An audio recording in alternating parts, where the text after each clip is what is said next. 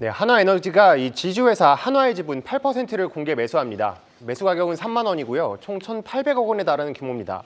자, 한화에너지가 어떤 기업이냐면 김승현 회장의 새 아들이죠. 이 김동관, 김동원, 김동선이 지분을 100% 갖고 있는 기업입니다.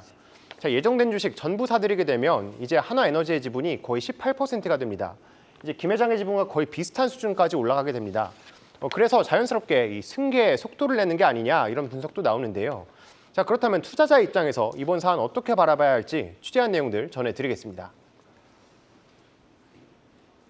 네, 한화에너지가 한화지분을 공개 매수해서 2대 주주가 될 예정이다라는 소식입니다. 주 한화 주식 800만 주를 지금 3만 원에 사들이겠다. 한화 주가가 지금 2만 9천 원대 정도잖아요. 네. 무턱대고 싸다고 지금 들어가면 안 된다면서요. 맞습니다. 일단 두 가지를 짚어봐야 되는데 일단 네. 첫 번째가 공개 매수 규모입니다. 지금 600만 주를 지금 전부 우선 매수를 하는데 사실 이거를 3만 원 밑에 샀다고 해서 이걸 전부 다 넘길 수 있다는 이 보장이 없거든요.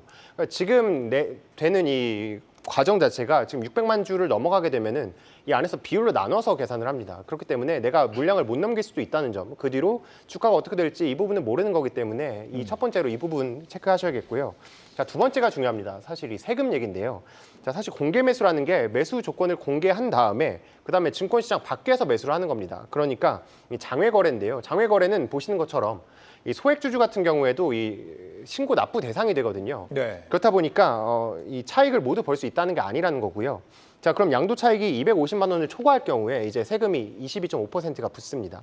그러니까 차라리 장내에서 매도하는 게 더 나을 수도 있다. 이 점까지 짚어드리겠습니다. 공개 매수에 응하는 게 무조건 유리한 건 아니다. 세금 문제도 있다. 네. 오히려 보유자들이 이럴 때 파는 게 전략이 될 수는 있겠습니다. 네. 자, 그러면 이번 주식 매수는 이 한화 일가에서 대체 뭘 노리고 한 것이냐, 이게 또 알아봐야 될 부분인 것 같아요. 맞습니다. 사실 뭐 상속을 이 승계에 조금 더 속도를 낸다라는 게 키가 될 텐데요. 아무래도 그 안에서도 한화에너지가 더욱더 이 열쇠 연결고리가 될 수 있다라는 점입니다. 자, 아무래도 이 한화에너지 같은 경우에 이 지난번에 제가 하반기 경제정책 방향 발표 때도 말씀을 드렸었는데 이 상속세 문제가 있잖아요. 네. 지금 이 김승현 회장이 22% 넘게 들고 있으니까 자, 여기서 수천억 원의 세금이 발생하게 됩니다. 이런 부담 같은 거를 좀 덜기 위해서라도 이 중간에 한화에너지라는 고리를 끼워 넣은 거고요. 지금 사실 말씀드린 이 삼형제가 각자 지금 역할은 잘 알아서 하고 있습니다. 지금 보시면 지분으로 보면 일단 저렇게 22.65%, 9.7% 정도 되고 있는데 네. 일단 김동관 부회장이 지금 방산이나 에너지 이쪽 하고 있고 또 둘째 이 김동원 사장이 금융 그리고 김동선 부사장이 이제 유통이나 로봇 쪽 하고 있는데요. 각자 잘하고 있는데 이제 그룹 안에서 이 지주사의 이 지분이 부족하다 이게 지금 숙제였거든요. 이거를 이제 한화에너지를 통해서 어느 정도 해결하고 있다라고 보시면 되겠습니다. 그러니까 일대 주주 김승현 회장으로부터 나중에 뭐 상속 받은 뒤에 세금 많이 내고 할 뒤에 이때를 대비해서 한화에너지로 한화그룹 지분을 좀 사서 지배력을 강화해 놓는 맞습니다. 이런 그림을 생각해 볼 수 있겠네요. 그리고 오늘 또 나온 게 자사주 매입 요 이슈가 있었습니다. 근데 한화가 아니라 한화 우선주가 대상이라는 게 좀 특이해요. 네, 맞습니다. 일단 우선주를 일단 전량을 매수해서 이제 소각 상장 폐지한다는 건데요. 네. 이게 사실 매수 가격은 이제 최근 3개월 기준으로 해서 이제 24.5% 더해서 45,500원입니다. 이게 왜 하는 거냐면은 아무래도 이게 시총이 워낙 작았거든요. 하나우 같은 경우에 총 200억이 안 되기 때문에 이게 워낙 변동성도 크고 사실 거래소에서 이 우선주 같은 경우는 워낙 등락이 심하니까 좀 퇴출 기준을 강화를 했습니다. 그래서 강제로 상폐되기 전에 우리가 알아서 사서 자진적으로 상폐를 한다라는 거니까요. 이런 부분들은 실제로 이 한화 지주사 주가에는 크게 영향을 미치지 않을 것으로 보이는데요. 다만 이런 비슷한 공시들이 나올 때가 많이 있습니다. 뭐 우선주 전부 다 사가지고 상장 폐지한다라는 게 있으면은 어떤 점을 주목해야 되냐면 사실 이게 배당 정책 같은 걸 고려할 때 우선주는 의결권이 없는 대신에 뭐 배당을 더 준다든지 이런 부분들이 있거든요. 네. 이거를 지배주주 입장에서는 배당 정책 조금 고치고 싶은데 우선주가 걸림돌이 될 때가 있습니다.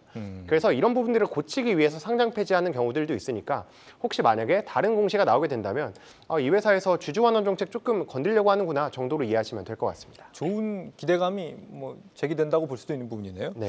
대표님 오늘 네. 이 한화 우선주 네네. 초반부터 굉장히 강하고요. 한화도 뒤따라서 지금 강세를 보이고 있단 말이죠. 네네. 지금 투자자가 노려봐야 되는 건 한화 우입니까, 한화입니까?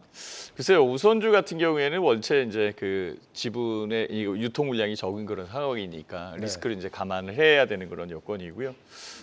한화 같은 경우에는 가격이 정해져 있으니까 그 부분이 훨씬 더 유리할 수도 있을 것 같아요. 다만 시장 가격이 매수 가격인 3만 원, 공개 매수 가격이 3만 원 비슷하게 가면은 네. 장내에서 파는 게 낫겠죠. 어. 그래서 요 부분에 이제 리스크가 있는 상황이고요. 하나그룹은 철저하게 밸류업 프로그램으로 움직이는 것 같아요. 그래서 네. 밸류업에 대한 여건에서 주주 가치를 제고하겠다라는 그런 측면도 있고, 내부적으로는 기업은 영리를 목적으로 움직이잖아요. 네. 분명히 지분 구조에 대한 부분에 상속 관련된 일부 부분이 있을 겁니다. 그래서 결과적으로는 이제 얼마 정도냐라고 봤을 때 3만 원 전후니까 현재의 가격에서는 약간의 메리트는 좀 떨어진다라고 볼 수 있어요. 떨어진다. 네.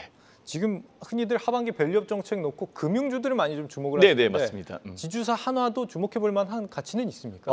그 오해하시는 분들이 많은데요. 네. 근데 밸류업 프로그램이 금융사에만 있는 게 아니에요. 지주사 관련돼 있어서 굉장히 유리한 종목이 있고요. 네. 각각의 기업에서 유보율을 많이 쌓아놓은 기업들이 있거든요. 이쪽은 주주 가치를 위해서 뭐 무상증자를 할 수도 있고 아니면 자사주 매입, 소각 이런 것도 할 수 있는 상황이거든요. 결국은 이런 부분들의 세제 혜택을 준다라고 얘기를 하고 있잖아요. 네. 이거는 7월 말에 발표할 예정이니까 좀 더 지켜보면 될 것 같고요. 저는 지금 증시에 이렇게 탁하게 탁 던져줄 수 있는 이벤트성 호재 이런 쪽은 그래도 밸류업이 제일 크지 않나라고 이렇게 생각됩니다. 네, 감사합니다. 정 기자 오늘 주제 어떻게 정리해 볼까요? 네, 오늘 주제는 왕위를 계승하는 중입니다. 아버지로 마무리하겠습니다. 계속해서 다양한 경제 이슈를 알고 싶다면 구독과 좋아요, 알림 설정 부탁드립니다. AI 캐스터 권미정이었습니다.